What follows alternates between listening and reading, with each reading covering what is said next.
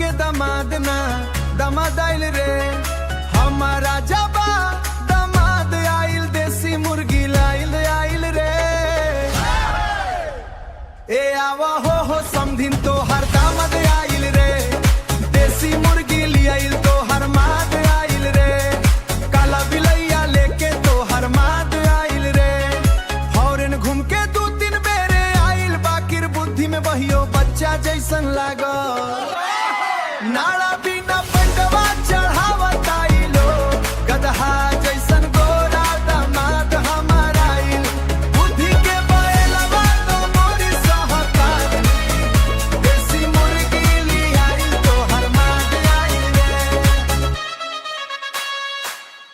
पिटारी के सोना पहिर बाबूजी आइल बरेली के झुमका पहिर सासूजी आइल और फूफा नाचत गावत आइल भैया भौजी नाचत कूदत हताइल फास्ट पंखा जैसन बराती सब आइल तो उल्टा चश्मा पहिरा मामा जी आइल ए आवा हो समधिन तो हर दामाद आइल रे देसी मुर्गी लियाइल तो हर माद आइल रे नाड़ा बिना पंडवा चढ़ावत आइलो गदहा जैसन गोरा दामाद हमार आइल बुद्धि के बैलवा तो मोरी सहकाल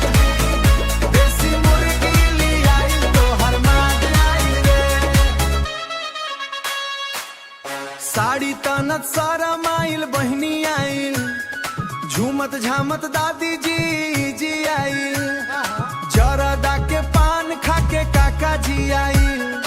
आलू के तरकारी खा के काकी जी आइल यार दोस्त सब हल्ला मचावत आइल